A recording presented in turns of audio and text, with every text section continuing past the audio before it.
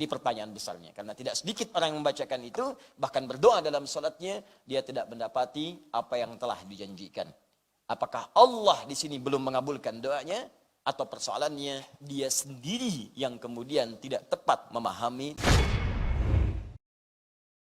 Teman-teman sekalian, sejak zaman sebelum Nabi Muhammad SAW, salat itu dimanfaatkan oleh para nabi dan orang-orang soleh untuk bermohon kepada Allah Subhanahu wa taala. Karena itu Nabi Isa alaihi salam salat, Quran surah 19 ayat 31 sampai 33. Karena itu Nabi Ismail alaihi salam salat, Quran surah 19 ayat ke-55. Karena itu Nabi Zakaria salat, Quran surah ketiga ayat ke-38 sampai 39. Dan menariknya dalam berdirinya mereka memohon kepada Allah. Termasuk contoh konkret Nabi Zakaria, seperti sering kita kisahkan, bermohon dalam berdirinya saat sholat, minta kepada Allah agar dikaruniakan keturunan. Hal yang mustahil, kata kebanyakan orang secara medis dan klinis, karena istrinya divonis maaf, monofos dan mandul. Mustahil punya keturunan. Tapi bagi Allah tidak ada yang mustahil. Karena itu kemudian saat meminta, langsung dikabulkan oleh Allah. فَنَادَتْهُ الْمَلَائِكَةُ وَهُوَ قَائِمٌ يُصَلِّي فِي الْمِحْرَابِ Annallaha yubashshiruka biyahya. Datang malaikat sementara beliau masih berdiri dalam solatnya. Solatnya belum selesai, berdiri minta kepada Allah. Belum selesai solatnya, baru selesai doanya dalam berdirinya, langsung dikabulkan. Anda dapat kabar gembira akan punya keturunan, bahkan namanya langsung diberikan oleh Allah Yahya. Artinya hidup. Yang mustahil menurut sementara orang lahir dari rahim seorang perempuan yang divonis secara medis monofos dan mandul, kata Allah bagiku tidak ada yang mustahil. Jadi dan hidup ya. Dan beruntungnya kita umat Nabi Muhammad SAW, Nabi istimewa, Rasul terbaik, lahir di tempat yang paling mulia, jaminan surga yang paling hebat, Rasul paling panutan. Maka spesial untuk umatnya Nabi Muhammad SAW, jangankan meminta, setiap akan sholat langsung ditunggu oleh Allah Subhanahu wa taala, mau minta apa. Bahkan diperintahkan, ingat ya, minta. Minta kata Allah. Bahkan panggilan salat dibuka dengan panggilan minta. Turunlah Quran surah kedua Al-Baqarah ayat ke-45. Wasta'inu bis-sabri was-salat. Wasta'inu, ingat jika kalian punya persoalan, minta solusinya kepada Allah. Sabar dulu terima, setelah itu mintakan. Kapan ya Allah? Wassalah, saat salat. Mintakan kepada Allah Subhanahu wa taala. Kalimat perintah. Di saking inginnya Allah meringankan beban hidup kita. Saking inginnya Allah hidup kita itu tenang di dunia. Jangan banyak persoalan. Tenang. Allah minta kita tenang. Salat itu disebut zikir. Wa aqimis salata li dzikri. Tunaikan salat supaya menjadi zikir kepadaku. Fungsi zikir itu menenangkan jiwa. Quran surah ke-13 ayat ke-28. Ala bi dzikrillahi tatmainnul qulub. Yakinkan pada dirimu jika salatmu benar, zikirmu benar kepada Allah, dampaknya ke hati akan tenang. Jadi ketika kita dipanggil salat, itu panggilan untuk menenangkan jiwa kita. Ketika dipanggil salat, panggilan untuk memberikan solusi kepada kita. Ketika diminta salat, panggilan untuk meringankan beban hidup yang sekarang sedang kita rasakan. Jadi kalau orang sehat, orang berakal, orang cerdas, orang mengerti, dan orang mau meringankan beban hidupnya, tentu dia akan senang dengan panggilan salat, bahkan belum dipanggil, dia sudah siap-siap untuk menunaikan salat. Karena itu sangat paradoks, berlawanan, sangat aneh. Dan rasanya tidak bisa dimengerti kalau ada orang ingin diringankan beban, tapi dia tidak mau menerimanya. Katanya punya masalah, katanya ingin solusi, katanya ingin rezeki, katanya ingin kemudahan. Sekarang yang punya segalanya memanggil Anda, saya berikan sekarang ya. Tapi ketika diberikan Anda malas-malasan, bagaimana bisa mendapatinya? Ketika akan diberikan Anda tunda, bagaimana bisa menerimanya? Ketika akan diberikan bahkan ada yang tidak mau menerimanya, sedangkan dia mengharapkannya. Ya Allah, apa engkau benci denganku? Aku minta solusi, datang sini aku berikan. Malas ah. Ya bagaimana bisa didapatkan? Itulah sebabnya panggilan salat dibuka dengan kalimat wasta'inu, siapkan apa permohonanmu. Bahkan bagi orang-orang yang masih ragu, dipanggil imannya. Apa masih punya iman dalam jiwa, Bu? Maka dimunculkan di ayat 153 panggilan imannya. Ya ayyuhalladzina amanu. Hei semua orang yang masih punya iman. Apakah imannya lemah? Ataukah imannya standar? Imannya kuat? Dipanggil dengan ya. Disebutkan 361 dalam Al-Quran. Nida'ul qarib, nida'ul mutawassit, nida'ul ba'id. Panggilan untuk merasa yang dekat dengan Allah, panggilan merasa yang setengah-setengah dengan Allah, atau panggilan bagi orang yang merasa jauh dengan Allah, tapi masih merasa punya iman dalam dirinya. Sepanjang kau mengaku beriman, ada iman dalam jiwamu, kata Allah, saya ingatkan padamu, saya tekankan gabungkan ayyuha. Saya serius nih, saya tekankan, saya ingatkan. Ayyuha disebutkan 150 kali dalam Al-Quran. Sepanjang kamu masih punya iman, besar, kecil, tua, muda, kaya, cukup, saya nggak peduli. Alladzina disebutkan 1080 kali dalam Al-Quran. Semua pemilik iman tanpa kecuali. Sepanjang masih punya iman, ista'inu bis sabri was salah.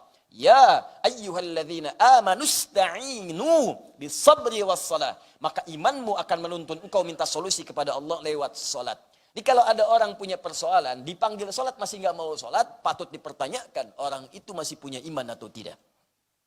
Karena itu bertakwalah kepada Allah Subhanahu wa taala ketika mendengar panggilan azan, yang harus kita hadirkan dalam benak kita bukan beban. Kalau beban itu capek. Allahu akbar, Allahu akbar. Yang teringat fitness, beban barbel. Ya berat gitu kan. Tapi kalau kita bayangkan solusi, Masya Allah. Allahu akbar, Allahu akbar. Gajian. Allahu akbar, Allahu akbar. Lamaran diterima.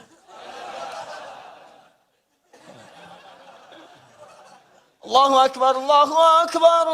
Tender menang. Allahu akbar, Allahu akbar. Besok akad. Masya Allah. Malam lamaran, subuh akad. Kalau semuanya begitu enak. Dan semua hal yang disebutkan tadi namanya falah. Falah, kemenangan, kedamaian, kebahagiaan, ketentraman, kejayaan, falah. Hayya 'alas shalah. Kenapa salat? Hayya 'alal falah. Ayo dapat. Jadi kalau yang kebayang semua itu demikian, itu enak. Di salat itu bukan beban. Nikmat gitu. Jadi baru mendengar suara itu langsung bangun. Ya Allah, solusi ini datang. Ya Allah, ini yang aku butuhkan. Ya Allah, aku tunggu-tunggu dari subuh tadi. Sekarang rupanya tiba. Ya Allah, aku tunggu-tunggu dari malam tadi, ya Allah. Tapi kenapa aku nggak dengar azan, ya Allah? Ketiduran rupanya. Nah, jadi kalau sudah seperti itu, orang-orang beriman itu akan menghafalkan waktu sholat. Hafal dia waktu sholat supaya merencanakan besok mau minta apa, nanti mau minta apa. Hafal. Makanya ciri orang beriman ketika disebutkan di Quran surah keempat An-Nisa ayat 103. Itu bukan sekedar dia senang sholat dan pasca sholat dia mengingat Allah, tapi dia juga mengetahui waktu-waktu sholat. فَإِذَا قَضَيْتُمُ الصَّلَاةَ فَاذْكُرُوا اللَّهَ. Maka jika engkau telah selesai menunaikan sholat, segera bergegas zikir kepada Allah. Ingat Allah, ingat Allah. Itu ciri keberhasilan sholat kita. Qiyaman wa qu'udan wa ala junubikum. Baik anda dalam keadaan berdiri, sedang buru-buru, jangan menghilangkan zikir. Assalamualaikum warahmatullah. Assalamualaikum warahmatullah. Buru-buru, taksinya sudah menunggu. Sambil keluar, astaghfirullah, astaghfirullah, astaghfirullah. Allahumma antas salam, wa minkas salam, tabarakta ya dzal jalali wal ikram. Mau kemana Pak? La ilaha illallah, wahdahu la syarika lah. Lahul mulku wal hamdu wa ala kulli syai'in qadir. Masuk. Kuningan Pak. Jalan. Enak gitu. Ada kesempatan duduk, tunggu. Sampai syuruk, tunaikan sholat. Tak ada kesempatan sulit di rumah sakit, tidak ada masalah. Rumah sehat, tidak ada persoalan. Sambil berbaring, zikir, zikir, zikir. Wa ala junubikum. فَإِذَا طَمَأْنَنْتُمْ فَأَقِيمُوا الصَّلَاةَ. Hati tenang, suasana nyaman, tunaikan salat dengan enak. Inna salata kanat 'alal mu'minina kitaban mawquta. Sungguh salat itu bagi orang-orang yang punya iman. Waktunya jelas ditentukan. Demikian terjemahan di mushaf. Tapi kalau Anda baca dengan ilmunya balaghah, maka kalimatnya akan berubah. Sungguh orang yang punya iman itu akan tahu baginya jelas waktu salat. Kalimat singkatnya, orang beriman itu akan kenal, tahu, hafal waktu sholat. Jadi kalau Anda tahu, misalnya, dalam kehidupan dunia saja, besok mau gajian, siap-siap Anda. Besok di kantor gajian jam 7, telat 5 menit, gagal, tunggu besok hari lagi. Pertanyaan saya, kalau ada ketentuan demikian, gajian jam 7, telat 5 menit, tunggu besok lagi. Datang jam berapa ke kantor?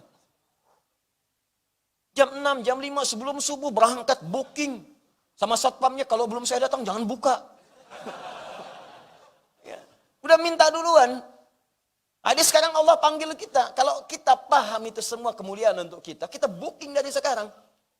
Ya Allah, insya Allah saya akan datang. Ya Allah berikan kesempatan untuk bangun. Dan rahasia terbesarnya ketika kita menunaikan salat, maka di situ kemudian ada jawaban-jawaban. Di antaranya kemuliaan Al-Fatihah. Hanya persoalannya, apakah semua yang membaca Al-Fatihah, khususnya dalam salat, umumnya dalam bacaan-bacaan untuk menerapkan fungsi Al-Fatihah sebagai asy-syifa, misalnya obat, ya kan? Sebagai fungsi-fungsi lain yang telah kita sebutkan dahulu, Al-Kafiyah, Asy-Syafiyah, As-Salah, Alhamdu, Asasul Quran, Quran, Ummul Kitab, apakah semua yang baca Al-Fatihah akan mendapatkan keistimewaan ini? Ini pertanyaan besarnya, karena tidak sedikit orang yang membacakan itu, bahkan berdoa dalam salatnya, dia tidak mendapati apa yang telah dijanjikan.